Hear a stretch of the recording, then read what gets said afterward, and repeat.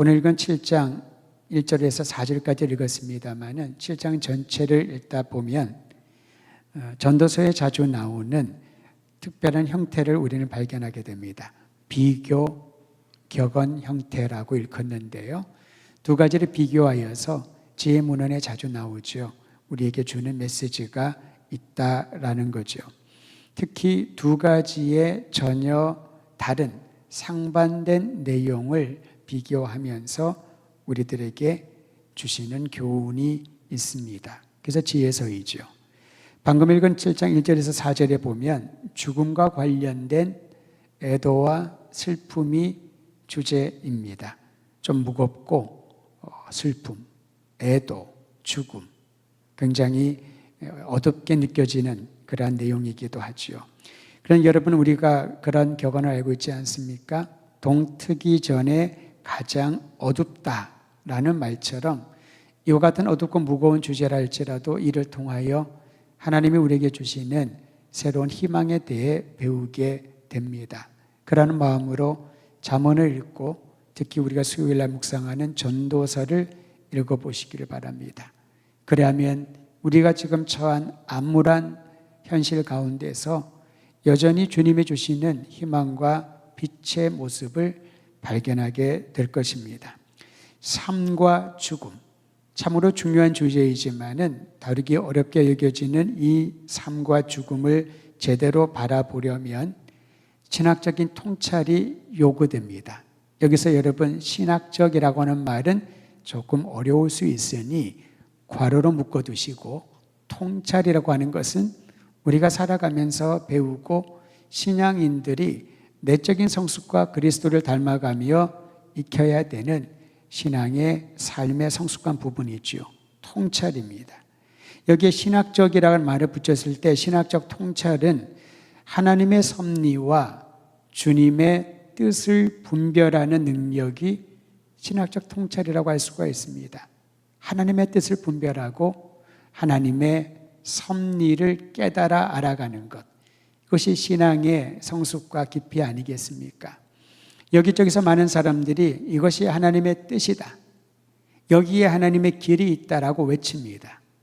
그런데 통찰을 잃어버리면은 목소리가 큰 쪽에 사람들이 많이 모이는 곳에 하나님의 뜻이 있다라고 생각할 수가 있죠. 근데 여러분, 신약 시대를 보면요, 세례자 요한이 광야로 가서 외치지 않습니까? 사람들이 그를 조롱했습니다. 제사장의 신분을 벗어버리고 광야에 사람들도 없는데요. 광야에서 소리를 외친다는 것은 누군가가 광야로 찾아 들어가야 그 소리를 들을 수가 있지요. 광야에는 사람들이 없습니다. 오히려 외친다면 사람들이 많이 모이는 예루살렘 성전이나 시장바닥이나 회당이나 여러 가지 환경들을 찾아야 될 것입니다. 광야에서 외치는 게 무엇일까요? 크게는 하나님의 섭리, 광야에 외치는 소리가 있어 그 소리가 오실 주님의 길을 예비할 것이라는 그 언약의 성취이고, 더 세부적으로는 광야에서 정의의 소리, 하나님의 뜻을 선포하는 것이 세례자 요한의 사명이었기 때문에 사람 찾아다니지 않고 그곳에서 빈들에서 외쳤던 것이지요. 그러자 사람들이 모여들기 시작을 합니다. 회개를 요청하는 강력한 메시지에 그들의 죄를 회개하고 세례를 받기 시작을 합니다. 영적인 통찰력, 신학적인 통찰력이 있어야지만 하나님의 뜻을 분별할 수 있다라는 겁니다. 특히 오늘날이 더 그러합니다. 수많은 교회들이 있고 수많은 사역자들과 수많은 외침들이 있습니다마는 그 외침의 진실을 분별할 수 있는 통찰력이 있어야 된다는 것이지요. 통찰력은 어떤 일의 의미를 아는 것입니다. 하나님의 뜻에 부합한 것이 무엇인지를 깨달아 아는 것이 통찰력입니다. 이것을 우리는 지혜라고 부르기도 하지요. 지혜는 어떻습니까? 누가 지혜를 얻을 수 있을까요? 지혜 문헌에서는요, 특히 잠언에서 이렇게 말합니다. 여호와를 경외하는 것이 지식의 근본이요 지혜의 근원이라고. 진정한 지혜자는 그의 말과 생각과 행동에서 하나님 경외하는 마음을 알려줍니다. 자신이 아니라 하나님이 중심이지요. 아무리 본인의 뜻이 옳고 바르다고 생각하더라도 하나님이 드러나지 않고 자신이 드러난다면은 그것은 지혜자라고 말하기가 어려운 것이지요. 이것은 상식적인 천에서의 분별입니다. 깊은 통찰을 하지 않아도 됩니다. 그런데 여러분, 혼란의 시기가 오면은 비상식을 상식으로 여기게 됩니다. 사람들의 대중의 소리가 진리를 덮어버리고 하나님의 뜻을 분별하지 못하는 혼란의 때가 온다라는 것이지요. 그러므로 오늘 우리는 삶과 죽음에 대한 신학적 통찰, 즉 하나님의 뜻이 무엇인지를 알아야 내가 사는 동안, 그리고 이 땅에서의 삶을 마치고 또한 죽음이라고 하는 이 현실을 바라볼 때에 생각이 달라지게 될 것입니다. 인간의 경험에는 한계가 있습니다.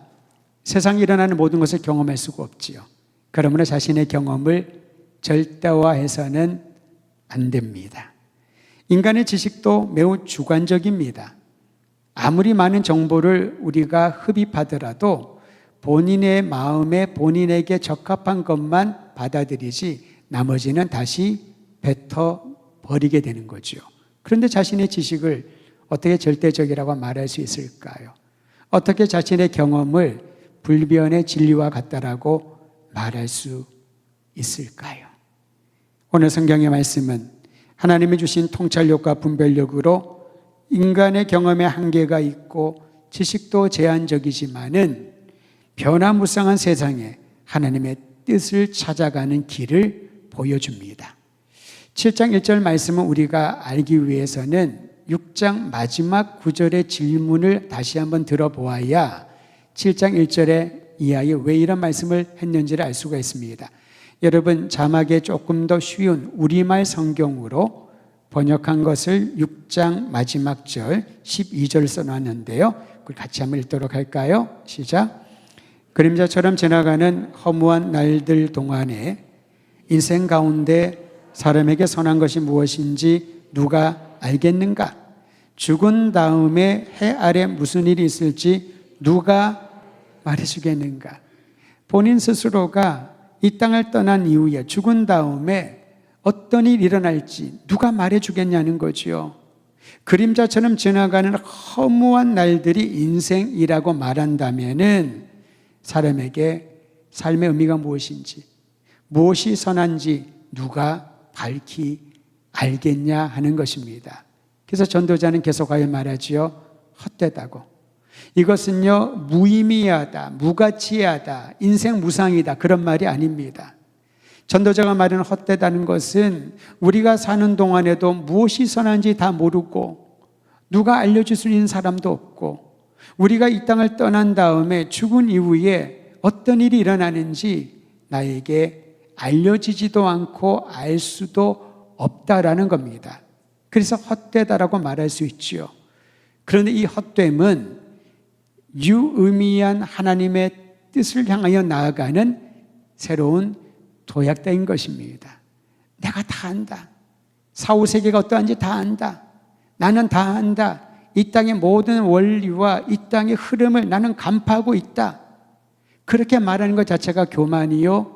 그렇게 생각하는 것 자체가 자신의 무지를 포장하기 위한 하나의 노력에 불과하다는 것이죠. 아무것도 알 수가 없다는 겁니다. 그런데 하나님을 경외하고 주님의 지혜를 갈망하는 이들에게는 살면서 무엇이 선한지 의로운지 모르고 죽은 이후에 아무것도 알려지지 못하는 그러한 상황 가운데서도 하나님이 주시는 빛 안에서 삶과 죽음에 대한 새로운 해석과 이해와 믿음을 갖게 된다는 것이지요. 그래서 신앙이 중요한 겁니다. 그래서 믿음이 우리에게 필요한 것이지요. 이 말씀과 더불어 인생의 허물을 느끼는 사람에게 전도자는 어떻게 말합니까? 7장 1절 개역개정 성경으로 같이 읽습니다. 시작.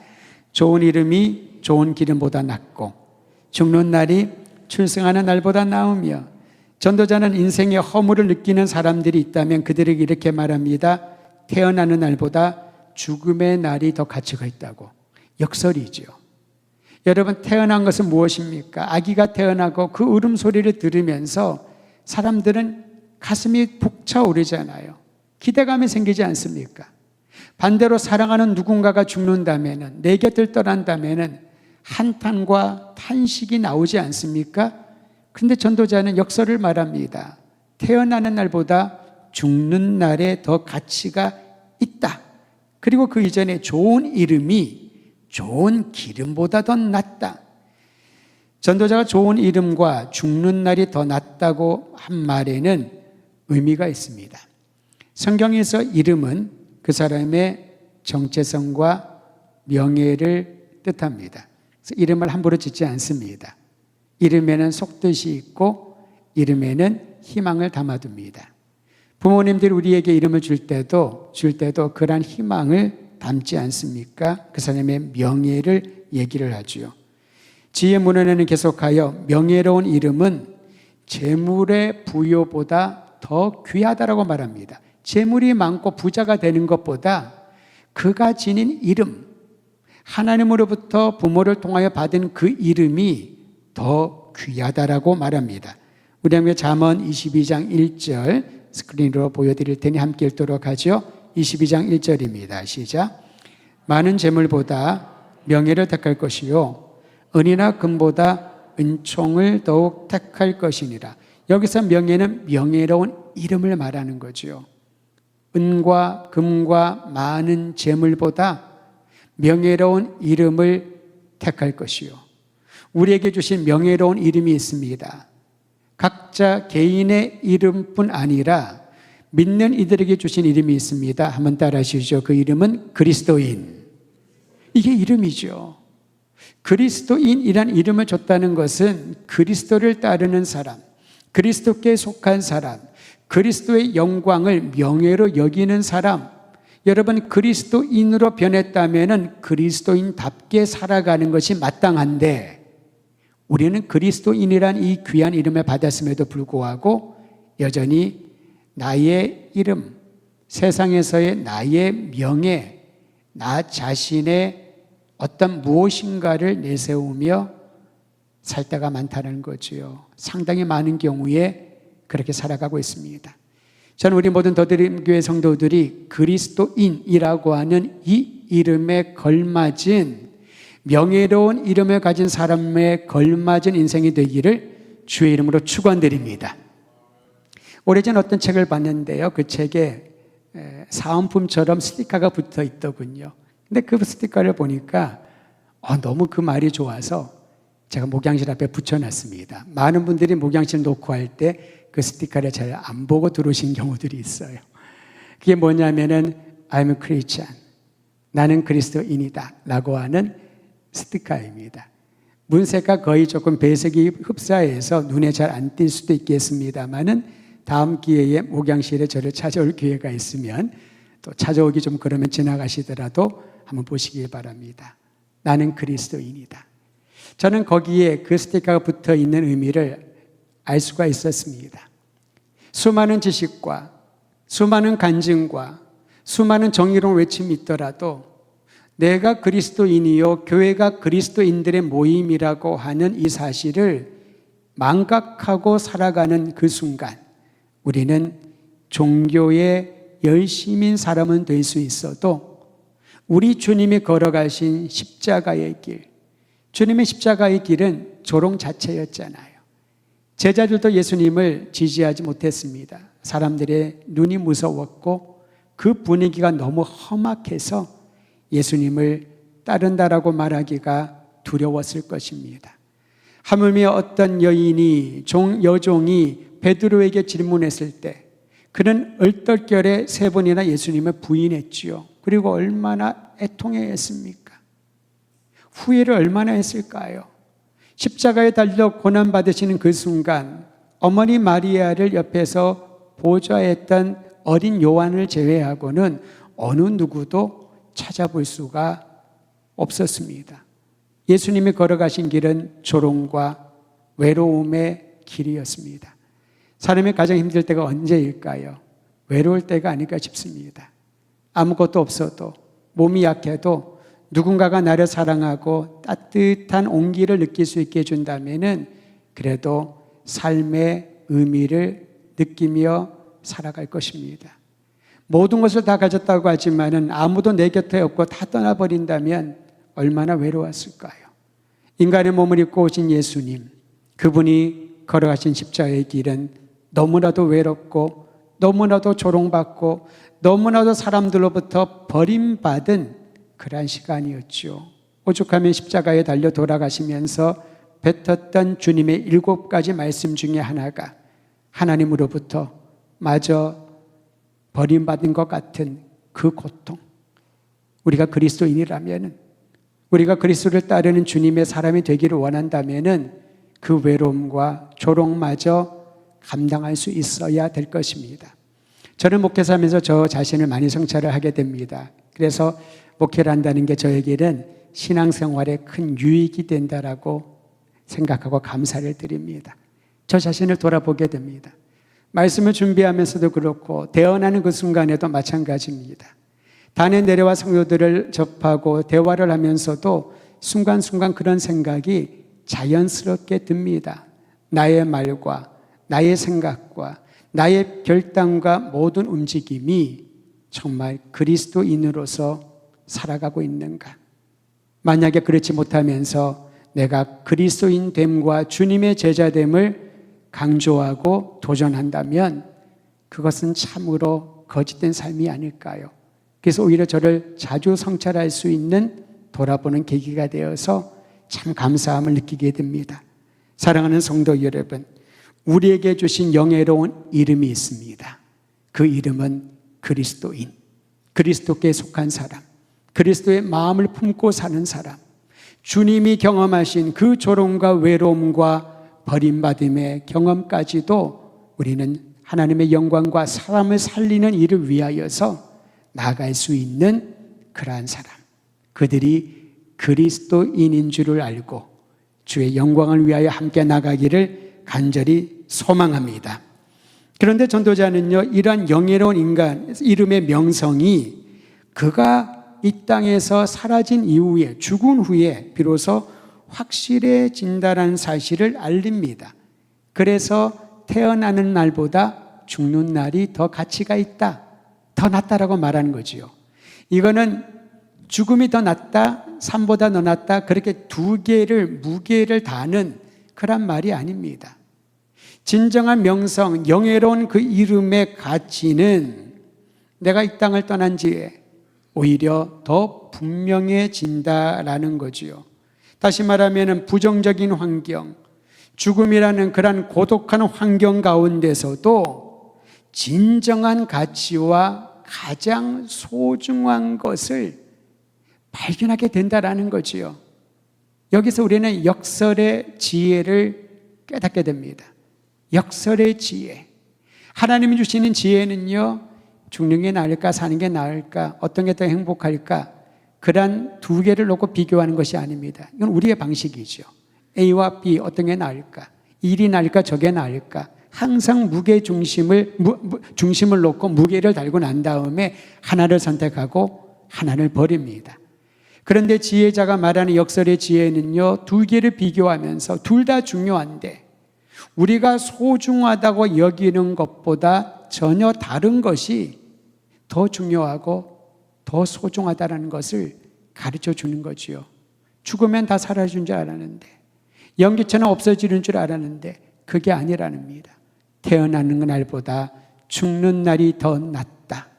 이것은 죽음을 찬미하는 게 아닙니다. 죽음이 어떤 의미가 있는지를 가르쳐 주는 것이지요. 역설의 지혜는 절망적인 상황 가운데 있는 이들에게 희망을 외치는 용기를 더해 주십니다. 모두가 한숨을 쉬고 있을 때 그 한숨이 찬양으로 변화되는 그런 역사를 일으키는 것이 역설의 지혜인 것이지요. 우리는 너무 쉽게 바울과 실라가 빌립보 감옥에서 찬양을 했다라고 듣고 그렇게 이해를 하지요. 감옥은 그런 곳이 아닙니다. 언제 죽을지, 재판 없이 그 당시에는요, 물론 그러면 안 되겠지만 마음만 먹으면은 제거할 수도 있는 상황 아니겠습니까? 마음만 먹으면 그럴 수가 있죠. 누가 항고를 하고 누가 거기에 대해서 이의를 제기하겠습니까? 왜냐하면 빌립보는요, 바울과 실라에게는 이방 땅이었습니다. 바울과 실라는 이방인들이었습니다. 그들의 눈에는. 그들이 보기에 뭔가 불이익을 줬다고 잡았으니 매를 치고 목숨을 앗아가도 큰 문제가 되지는 않았을 것입니다. 그런 상황 가운데서 바울과 실라가 하나님을 찬양합니다. 죽음을 바로 눈앞에 둔 그런 위기 가운데서도 하나님을 찬양하는 그런 감동과 믿음을 갖게 되는 거죠.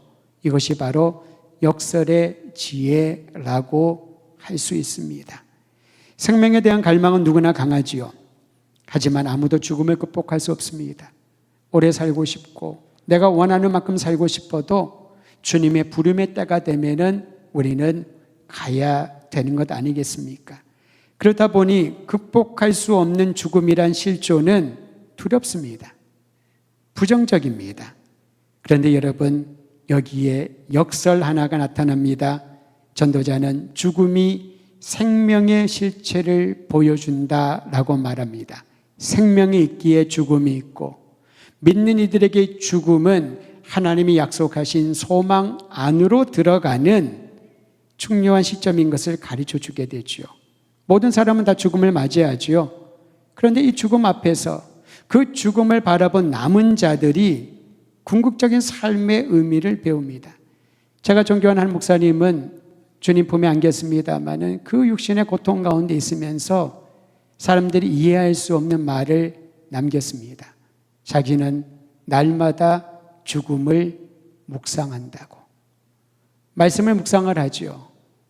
어떤 일들을 깊이 있게 상고를 합니다. 근데 저는 죽음을 묵상한다는 말이 너무나도 생소하고 새로웠습니다. 그런데 죽음을 묵상한다는 말은 무엇입니까? 영원한 소망이 있는 사람만이 할 수 있는 고백이 아니겠습니까? 죽음을 묵상한다는 것은 그것이 두려움과 나를 소멸시키는 그런 공포의 대상이 아니라 이 모든 삶의 여정 가운데 누구나 죽음을 맞이하게 되는데 그 죽음이 오히려 하나님에 대한 영원한 소망에 대한 믿음을 더 강화시킨다는 것이지요. 그러기에 전도서 7장 2절은 이렇게 말합니다. 제가 읽어드리죠. 초상집에 가는 것이 잔치집에 가는 것보다 나으니 모든 사람의 끝이 이와 같이 됨이라. 산자는 이것을 그의 마음에 둘지어다. 앞에 있는 부분은 많이 들어보셨을 거예요. 장례식 많이 가라고. 결혼식 못 가더라도 장례식 많이 가라고. 위로하는 자리에 많이 있으라고. 축하하는 자리에도 가야 되지만은 그보다 위로하는 자리에 더 많이 가라고 얘기를 하지요. 근데 그건 앞에 있는 부분만 알아서 그게 낫겠구나. 위로가 필요한 사람들에게 더 많이 가주는 것이 좋겠구나. 그렇게 생각을 할 겁니다. 근데 이 말씀은 반쪽이고요. 그 다음을 읽어보셔요. 모든 사람의 끝이 이와 같이 됨이라. 한 사람이 생애를 마감하고 천국으로 환송하는 그 자리에서 자신의 삶을 되새겨 보는 겁니다. 사랑하는 가족을 떠나보내고 주님의 품에 환송을 하면서 다시 만날 그날을 소망을 품고 예배를 드릴 때에 자신의 살아있음의 이 시간의 의미를 다시 한번 점검하는 것이지요. 그래서 산자는 이것을 마음에 둘지어다. 무엇을요? 모든 사람의 끝이 있다. 모든 사람은 죽음을 피할 수 없다. 그러니 남은 이 시간에 무엇을 해야 할지 결단하라는 것이지요. 여러분, 그렇게 생각을 하면은 누군가를 미워하고 누군가와 갈등을 한다는 시간이 너무 아까운 거지요. 우리에게 주어진 시간에 사랑하고 또 사랑하고 또 사랑을 베풀어도 너무나도 부족한 이 시간에 미움과 다툼과 분열과 갈등으로 시간을 보낸다는 것이 너무나도 안타깝지 않을까요? 7장 2절은 그것을 되새겨줍니다. 너의 마음에 이것을 새겨둘지어다. 모든 사람의 끝이 이와 같으니라. 그러므로 잔치집에 가는 것보다 초상집에 가는 것이 더 낫다. 우리의 삶을 다시 한번 되짚어 볼 수 있는 계기가 여기 있기 때문에 그렇죠. 또 다른 역설이 있습니다. 7장 3절에 기록되어 있는데 7장 3절은 같이 읽겠습니다. 시작. 슬픔이 웃음보다 나음은 얼굴에 근심하는 것이 마음에 유익하기 때문이다. 이것도 역설이죠. 여러분, 얼굴에 근심이 있으면은 보는 사람도 본인도 굉장히 좀 좋지 않잖아요. 오늘 뵈니까 여러분 얼굴에는 큰 근심이 없어 보입니다만은 모르겠습니다. 속에 어떤 근심이 있는지를. 그런데 여러분 성경이 이렇게 말합니다. 슬픔이 웃음보다 낫고 얼굴이 근심하는 것이 마음에 유익하다고 말을 하죠. 웃는 게 더 낫지 슬픔이 더 나을까요? 근데 왜 이렇게 역설적인 표현을 했을까요? 어쩌면은 애통하고 슬퍼하는 사람들이 그걸 표 안 내려고 억지로 웃으려고 그렇게 노력하는 것, 그게 더 애처롭지요. 전도자의 의도는 다음과 같습니다. 아무리 겉으로 활짝 웃으려고 하더라도 억지 미소를 지는다 하더라도 그 마음에 슬픔이 있는 것은 그런 억지 웃음으로 지울 수 없다라는 겁니다. 오히려 슬퍼하고 애도하는 그 시간이 필요합니다.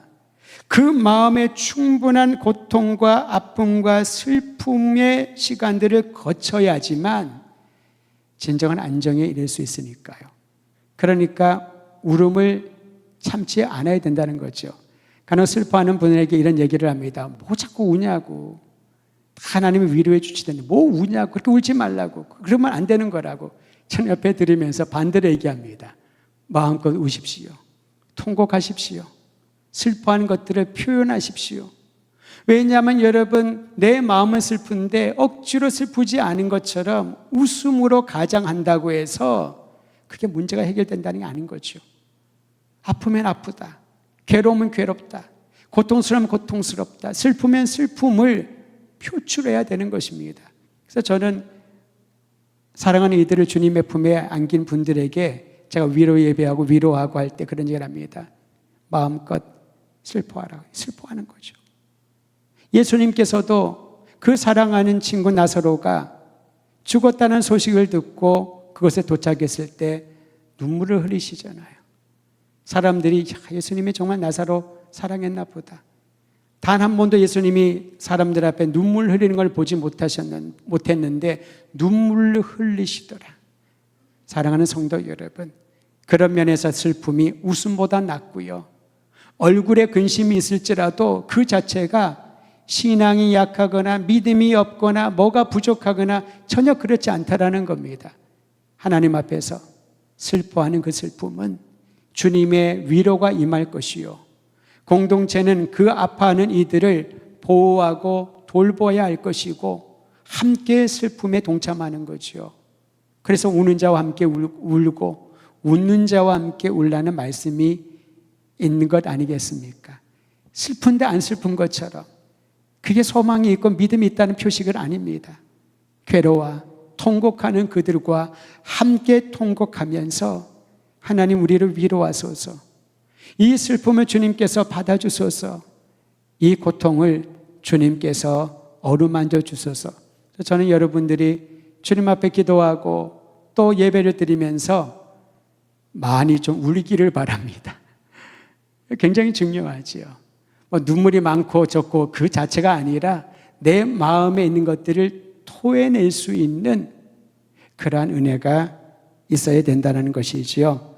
그래서 전도자는 다음과 같이 실제적인 제안을 합니다. 전도서 7장 4절 오늘 본문의 마지막 절이네요. 그러니 같이 한번 읽겠습니다. 시작. 지혜자의 마음은 조상집에 있으되 우매한 자의 마음은 혼인집에 있느니라. 여기서 우리는 그래서 말할 수가 있죠. 지혜자는 초상집에 슬퍼하는 자와 함께 있고 우매한 자는 신나고 즐거운 자리에만 등장하느니라. 잔치집에는 사람들이 다 조명빛 아래서 신나하고 소리치고 춤을 추고 흥겨워합니다. 모두가 눈에 띕니다. 그러나 초상집에 슬퍼하는 그곳에는 누가 누군지 분간이 잘 안 됩니다. 그 슬픔이 우리의 눈과 마음을 가리우기 때문에 그렇지요. 그러나 지혜자의 마음은 슬퍼하는 자들이 있는 곳에 있고 우매한 자의 마음은 즐거운 소리가 있는 곳에 있다라는 이 말씀을 다시 한번 되새기면서 역설의 지혜를 깨닫게 되기를 바랍니다. 그리스도인에게 죽음은 신앙의 온전함을 바라보게 합니다. 죄 용서와 구원은 그리스도의 고난과 죽음을 통해 주신 하나님의 은혜로운 선물입니다. 예수님의 고난이 없었더라면, 그리스도의 십자가가 없었더라면 우리에게 구원에 대한 약속은 완전히 이루어지기가 어려웠겠지요. 심리적인 구원이 아닙니다. 그저 우리가 나는 구원받았겠지라고 추정하는 구원이 아닙니다. 실제로 예수께서 몸에 찍히고 온몸에 물과 피를 다 쏟으며 나라 우리 모두를 위하여 대신 죽으심으로 죄가 용서함 받고 구원이 완성된 것입니다. 이 사실을 믿는 이들은 십자가, 고난, 죽음이라고 하는 그 현장에 희망과 생명과 새로운 출생이라고 하는 이 역설의 지혜를 믿음으로 선포하고 간증할 수 있어야 할 겁니다. 오늘 개인 기도하고 또 각자의 처소로 돌아가기 전에 통성으로 함께 기도하십시다. 예수님이 이 말씀을 하셨지요. 한 알의 밀이 땅에 떨어져 죽어야만 많은 열매를 맺는다. 이처럼 삶의 모든 영역에서 역설적인 영역들이 참 많이 있습니다. 내가 죽어야, 나의 것을 내려놓아야 더 많은 것을 얻고 생명을 얻게 된다는 것. 나의 욕심과 나의 자부심, 나의 자존심을 내려놓아야 주님이 주시는 새로운 마음, 새로운 은혜가 임한다는 것. 이게 말처럼 쉽지가 않지요. 그래서 우리는 주의 도우심을 구한 겁니다. 그리고 그리스도를 바라보는 거지요. 하늘 영광 버리고 이 땅에 오셔서 왕이 아닌 종의 모습으로 오셔서 죽기까지 우리를 위하여 섬기신 예수님. 그렇다면 우리도 그분을 따라 섬겨야 되지 않겠습니까? 그분이 보여주신 십자가의 길을 걸어가야 되지 않겠습니까? 오늘 내가 살겠다고 외치며 바둥바둥 거렸던 삶이 있다면 이제 다시 한번 주님을 바라보며 그리스도인, 예수님의 뒤를 따라가는 그리스도인으로서 나의 모든 것들을 십자가 앞에 내려놓고 주님과 함께 주님이 걸어가신 그 길을 걸어갈 수 있도록 도와달라고 자신을 주께 의탁하며 통성으로 기도하겠습니다.